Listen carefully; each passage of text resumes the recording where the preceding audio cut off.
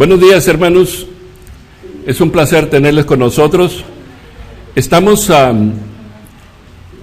trabajando en un proyecto denominado Puntos Teológicos.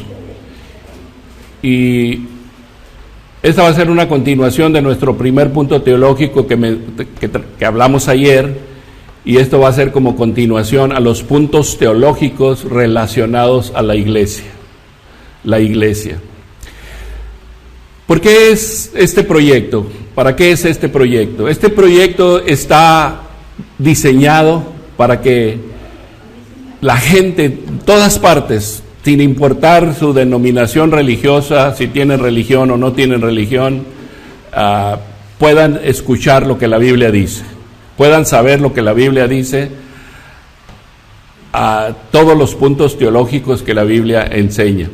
Pero en este caso específicamente, hablando de la iglesia, es necesario hacer esto para que la gente que está confusa o que ha sido engañada pueda darse cuenta de estos graves errores que ha cometido la humanidad con rechazar a Cristo, rechazar la Biblia, y eso es incorrecto. Es correcto que nosotros tomemos a Dios en cuenta en todo lo que sabemos, hablamos, hacemos, pensamos. Tomar a Dios en cuenta es tomar a Dios en cuenta en su palabra. Saber su palabra, conocer la palabra de Dios es conocer a Dios. Conocer la palabra de Dios es conocer la voluntad de Dios. Y en nuestro tiempo está llamado como el tiempo de la iglesia. Desde que Cristo vino, que nació, que creció, que empezó su ministerio aquí en la tierra con los apóstoles, empezó a llamar personas para su iglesia, para edificar su iglesia. Cuando llega Pentecostés, pues se inicia la iglesia. Esta mañana vamos a hablar de puntos teológicos número 2 con relación a la iglesia verdadera. La iglesia verdadera fue planeada por Dios. Fue planeada por Dios y sabemos que Dios la planeó. ¿Desde cuándo la planeó Dios? ¿Desde cuándo planeó Dios su iglesia? Dios planeó su iglesia desde la eternidad. Vamos a llamar para entenderlo mejor de la eternidad pasada, porque vamos a hablar de la eternidad futura, pero Dios es eterno. Y ahí en Efesios capítulo 1, los que traigan su Biblia y quieran leer, acompañarme en la lectura, pues adelante.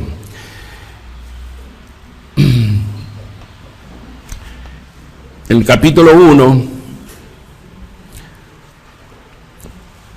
dice así: Pablo, apóstol de Jesucristo, por la voluntad de Dios, a los santos y fieles en Cristo Jesús que están en Éfeso. Gracia y paz a vosotros, de Dios nuestro Padre y del Señor Jesucristo. Bendito sea el Dios y Padre de nuestro Señor Jesucristo, que nos bendijo con toda bendición espiritual en los lugares celestiales en Cristo, según nos escogió en Él antes de la fundación del mundo, para que fuésemos santos y sin mancha delante de Él, en amor habiéndonos predestinado para ser adoptados hijos suyos por medio de Jesucristo, según el puro afecto de su voluntad, para alabanza de la gloria de su gracia, con la cual nos hizo, en quien tenemos redención por su sangre, el perdón de pecados, según las riquezas de su gracia. Quiero pararme ahí en esta lectura, aunque les puse más lectura ahí, pero no vamos a leer estos 7 versículos. Cuando hablamos de la elección divina, cuando hablamos de la predestinación divina, tenemos que irnos a la Biblia para saber lo que Dios ha hecho. El Dios eterno tenía un programa específico para nuestros días, y ese programa específico estaba relacionado con la muerte de Cristo, con la resurrección de nuestro Señor Jesús, con el derramamiento de su sangre, con su ascensión y con el envío del Espíritu Santo, el cual inició su iglesia en el día de Pentecostés.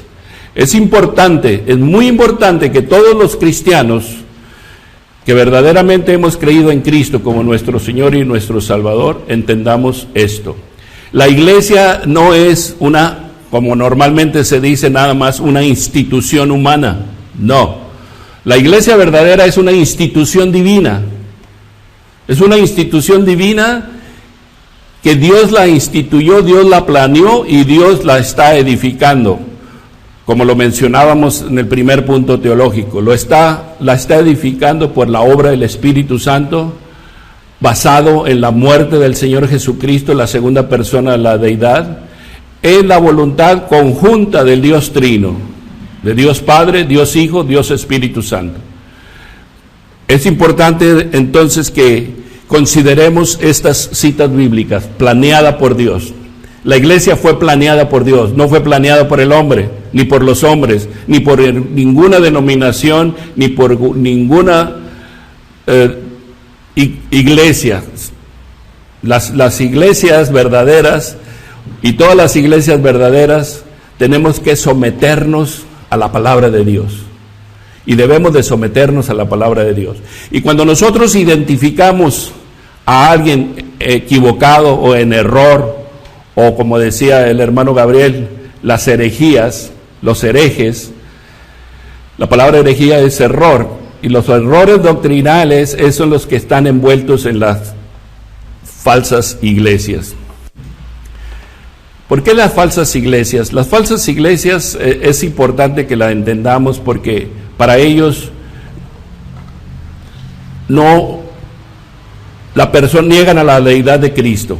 ¿Qué es negar la deidad de Cristo? Negar la deidad de Cristo es negar que nuestro Señor Jesucristo es Dios.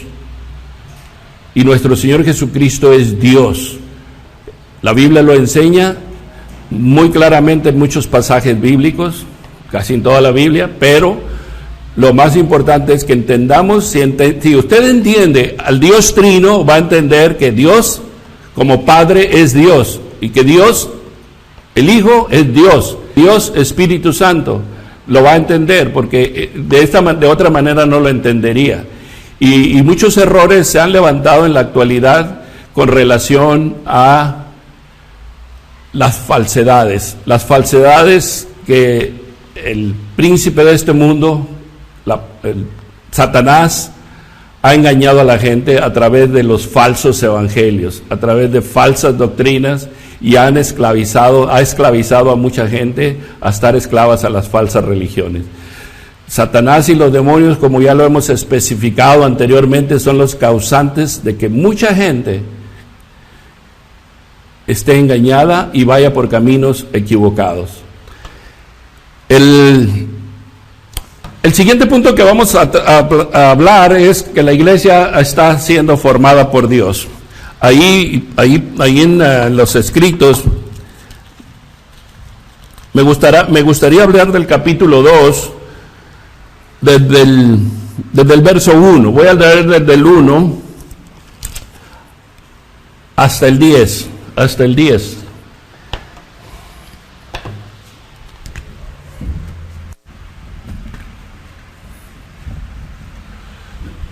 Desde el capítulo 2, verso 1, desde el 1 al 10. Y Él os dio vida a vosotros cuando estabais muertos en vuestros delitos y pecados, en los cuales anduviste en otro tiempo siguiendo la corriente de este mundo, conforme al príncipe de la potestad del aire, el espíritu que ahora opera en los hijos de desobediencia, entre los cuales también todos nosotros vivimos en otro tiempo, en los deseos de nuestra carne, haciendo la voluntad de la carne y de los pensamientos, y éramos por naturaleza hijos de ira, lo mismo que los demás. Aquí el apóstol está enseñando a los cristianos, a la iglesia primitiva, la condición espiritual en la que se encontraban antes de estar en Cristo, antes de creer en Cristo. Y les está diciendo en el verso 1, y Él os dio vida a vosotros cuando estabas muertos en vuestros delitos y pecados.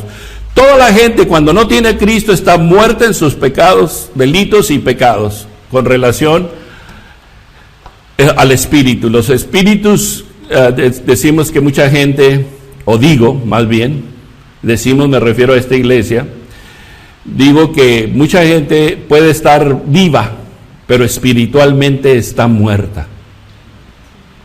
Y el estar viva, el estar vivo en Cristo es que el Espíritu Santo nos ha dado vida. Y esa vida es la vida eterna, y la comunión que tenemos con Cristo nos pone en una posición de nuevas criaturas o una nueva creación de Dios, porque de modo que si alguna persona está en Cristo, nos dice 2 Corintios 5:17, si alguna persona está en Cristo, nueva criatura es, las cosas viejas pasaron y todas son hechas nuevas. Entonces, estar en Cristo, esa es la posición, que es lo que está hablando el verso aquí.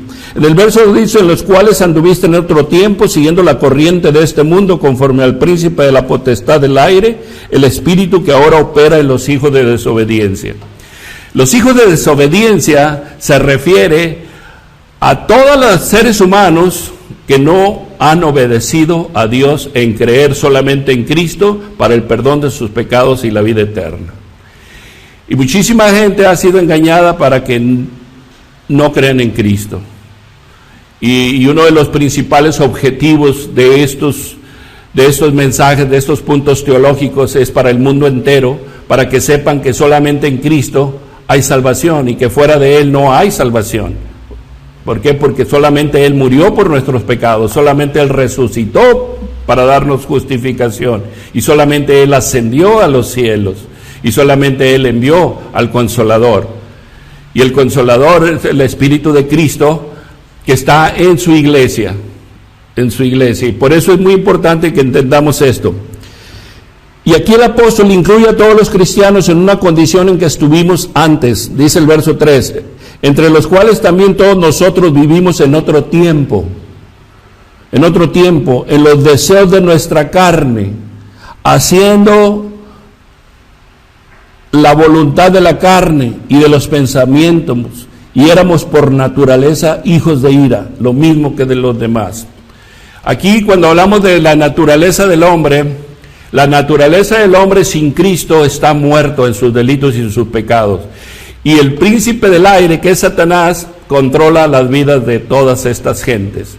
Cuando Dios rescata a una persona del mundo de las tinieblas y lo trae a Cristo por obra del Espíritu Santo, entonces esta persona pasa de una condición espiritual a otra condición espiritual. De estar en tinieblas bajo Satanás, el Dios de este mundo, el príncipe de las tinieblas, a estar en la luz admirable que es nuestro Señor Jesucristo. Entonces esto es muy importante que entendamos. Dice en el verso 4, los tremendos peros de la Biblia, los buenos peros de la Biblia. Pero Dios, que es rico en misericordia, por su gran amor con que nos amó, aun estando nosotros muertos en pecado, nos dio vida juntamente con Cristo, por gracia sois salvos.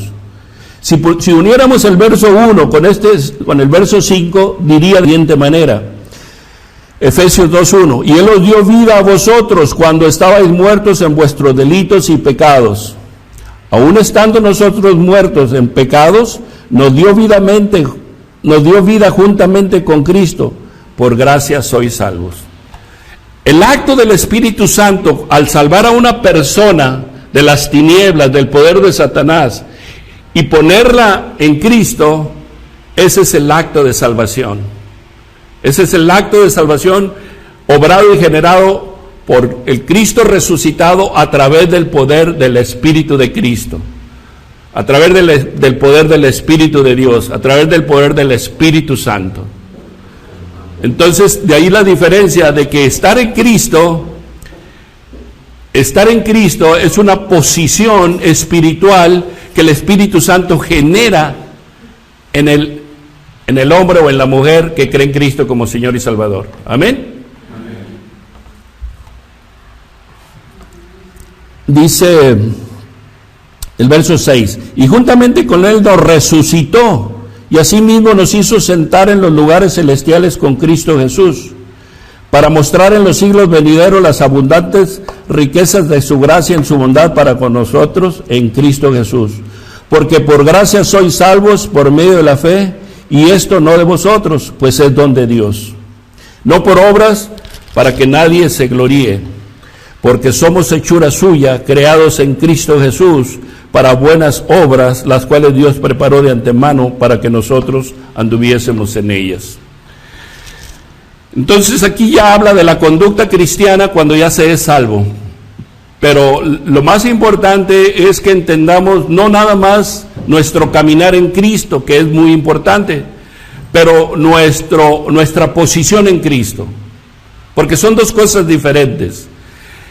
Y por eso es que a veces mucha gente que no entiende se confunde. ¿Por qué? Porque ponen en parejo la posición del creyente en Cristo y su caminar en la vida que Dios le permite vivir aquí. Y a veces el caminar del cristiano, a veces todos, incluyéndome a un servidor, en nuestro caminar como cristianos, a veces andamos acá abajo y a veces acá arriba y a veces acá abajo, y andamos como cuando nos metemos a la playa, ¿verdad? Si hay olas bajitas, tranquilitos andamos así. Pero cuando hay olas altas, subimos y bajamos y nos hundimos y todo. Así es el caminar muchas veces del cristiano cuando no se congrega, cuando es arrastrado por Satanás a través del mundo, por la tentación, y es cuando esto es el caminar del cristiano. Pero el caminar del cristiano en obediencia a la palabra de Dios debe de andar en el poder del Espíritu Santo. Cuando un cristiano o una cristiana entiende lo que es andar en el poder del Espíritu Santo y lo que es andar en el poder de la carne, el cristiano debe de aprender que no debe de andar en el poder de la carne, sino en el poder del Espíritu. Y esa es una enseñanza de Gálatas. No vamos a ir a Gálatas, pero mencionaremos, dice, si vivís por el Espíritu, andad por el Espíritu. Y esas son las dos cosas que debemos de decir. Si hemos nacido de nuevo, si tenemos una relación personal con Cristo, es natural y normal que un cristiano o una cristiana cambie su manera de vivir, no por su propio esfuerzo, sino porque el Espíritu Santo está en su vida. Amén. Vemos pues que la iglesia, como el cuerpo de Cristo, está siendo edificada por Dios. Y brevemente recordando lo que dijimos en el punto pasado, en el punto teológico número 1, que estamos ahorita en el punto número 2, vamos a ver lo que nos dice ahí Mateo 16. Mateo 16, les voy a leer una porción ahí, aunque esto tenga que ver con otro punto teológico que trataremos posteriormente con relación a neumatología, pero aquí vamos a mencionar cómo el Espíritu Santo hace la revelación de quién Cristo es. Capítulo 16 de Mateo, verso 13 al 18. Viniendo Jesús a la región de Cesarea de Filipo, preguntó a sus discípulos diciendo, ¿quién dicen los hombres que es el Hijo del Hombre? Ellos dijeron, uno es Juan el Bautista, otros Elías, y otros Jeremías, y algunos de los profetas. Y él les dijo, ¿y vosotros quién decís que yo soy? ¿Que soy yo?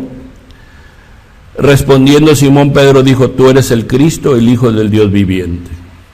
Hasta aquí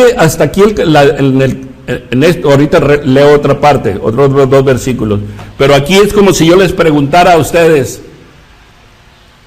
Algunas personas me conocen a mí que soy Frank Martínez, otras personas me conocen a mí que soy Kiko, otras personas me conocen que soy Pancho, otras personas me conocen que soy esto, pero para ustedes, ¿quién soy yo? Y ustedes me podrían decir a mí, pues usted es un hijo de Dios, usted es un cristiano, y usted es Francisco. ¿Me entiende? Porque mi nombre es Francisco. Pues así mucha gente hablaba de Cristo como el buen maestro, hablaba de Cristo como un profeta, hablaba de Cristo, yo creo que muchos bien y otros mal, pero de diferentes nombres. Pero el Señor Jesús se va directamente a ellos y les pregunta, pero ustedes, ¿quiénes dicen que soy? Si a mí me preguntaran esta pregunta a mí ahorita que estuviera el Señor Jesús, obviamente como ya tengo el conocimiento de la palabra de Dios, ya tengo el conocimiento de mi salvación y estoy unido a Cristo, yo iba a decir, nuestro Señor Jesucristo es el Hijo de Dios. Es el Hijo de Dios.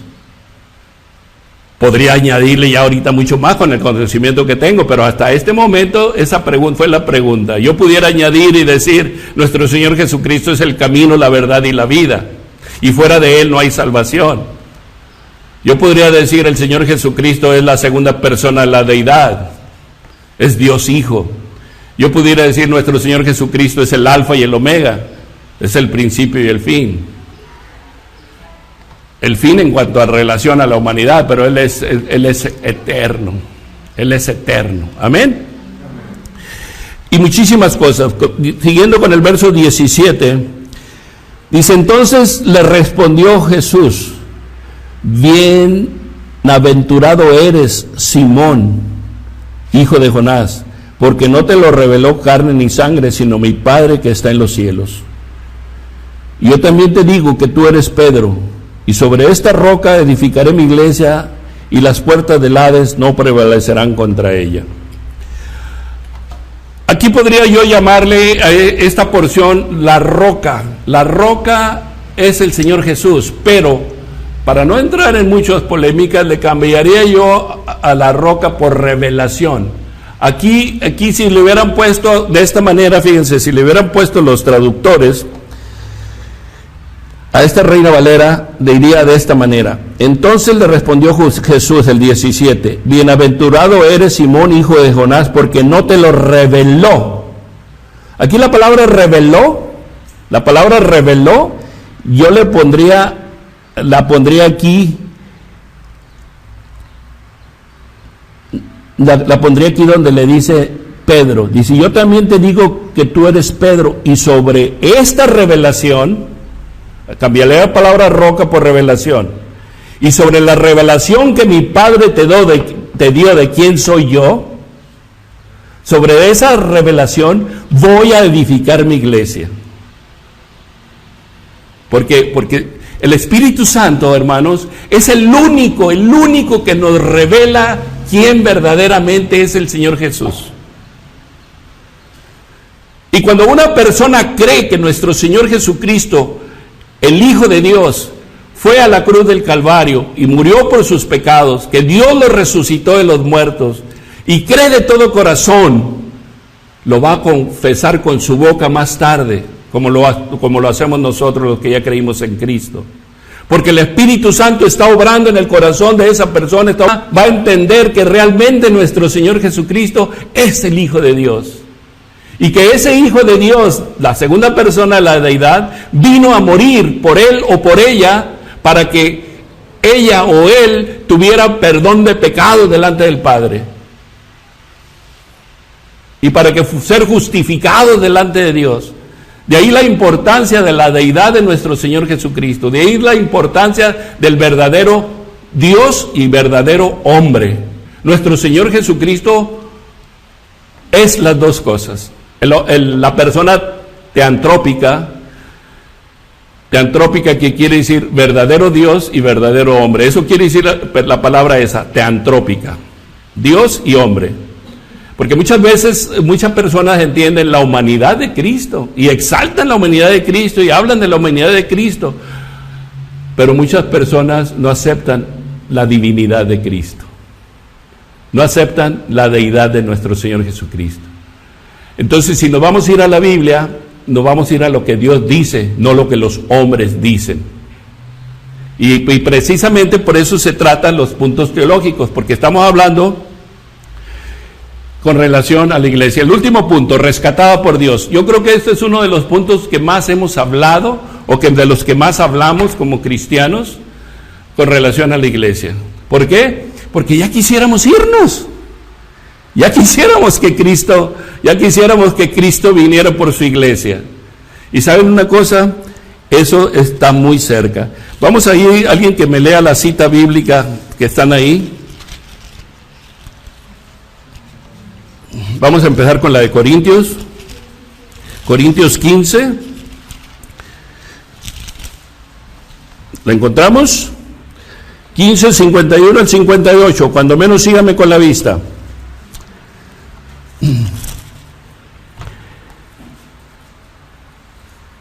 Dice la palabra del Señor: he aquí os digo un misterio.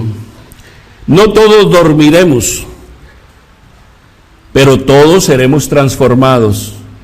En un momento, en un abrir y cerrar de ojos, a la final trompeta, porque se te tocará la trompeta, y los muertos serán resucitados incorruptibles, y nosotros seremos transformados. Pero es necesario que esto corruptible se vista de incorrupción y esto mortal se vista de inmortalidad. Y cuando esto corruptible se haya vestido de incorrupción y esto mortal se haya vestido de inmortalidad, entonces se cumplirá la palabra que está escrita: sorbida es la muerte en victoria. ¿Dónde está, oh muerte, tu aguijón? ¿Dónde, oh sepulcro, tu victoria?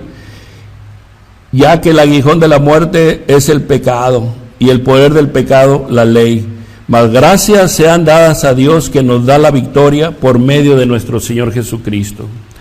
La victoria de la iglesia es de Dios. Y la victoria de la iglesia es en el contexto de que toda la iglesia, desde los primeros 120 cristianos hasta el último cristiano, la victoria de la iglesia es la resurrección de los muertos. La resurrección de los muertos. Y cuando la resurrección de los muertos suceda, entonces los que están en Cristo, que murieron, los que ya murieron de la iglesia, junto con los que estemos vivos, cuando venga el Señor Jesús, nos vamos a ir. Vámonos. ¿Ok? Vamos a citar la otra cita en Tesalonicenses, porque el tiempo es minutos y horas. Iba a decir el tiempo es oro. Tesalonicenses, capítulo 4, verso 13. Primera de Tesalonicenses, capítulo 4, verso 13. Tampoco queremos, hermanos, que ignoréis acerca de los que duermen, para que no os entristezcáis como los que no tienen esperanza. Porque si creemos que Jesús murió y resucitó, así también traerá Dios con Jesús a los que durmieron en él. Por lo cual os decimos esto en palabra del Señor, que nosotros que vivimos, que habremos quedado hasta la venida del Señor, no, que el Señor mismo, con voz de mando, con voz de arcángel y con trompeta de Dios, descenderá del cielo, y los muertos en Cristo resucitarán primero. Luego nosotros, los que vivimos, los que hayamos quedado, seremos arrebatados juntamente con ellos en las nubes para recibir al Señor en el aire, y así estaremos siempre con el Señor. Por tanto, alentaos los unos a los otros con estas palabras. Entonces, nos damos cuenta aquí a través de estas citas que la importancia del rapto de la iglesia, el arrebato de la iglesia, tiene que ver con el rescate.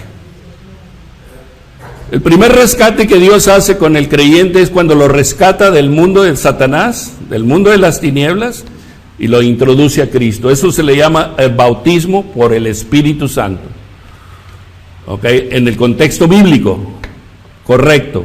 El contexto bíblico, una persona sea bautizada en el cuerpo de Cristo, es la acción del Espíritu de Dios sacando a alguien de la condición de Satanás y en pecado, hijo de desobediencia, hacerlo un hijo de obediencia, un hijo obediente. Amén. Entonces, haciendo un resumen de los 3 puntos, la iglesia verdadera fue planeada por Dios. La iglesia verdadera está formada o edificada o fundada en Dios y por Dios. Y la iglesia verdadera será rescatada por Dios, tanto de los que durmieron en Cristo como los que estamos vivos o que muramos antes de cuando Cristo venga. Amén. Y eso es algo que debemos de comprender todos. Aquí vamos a terminar nuestro punto teológico.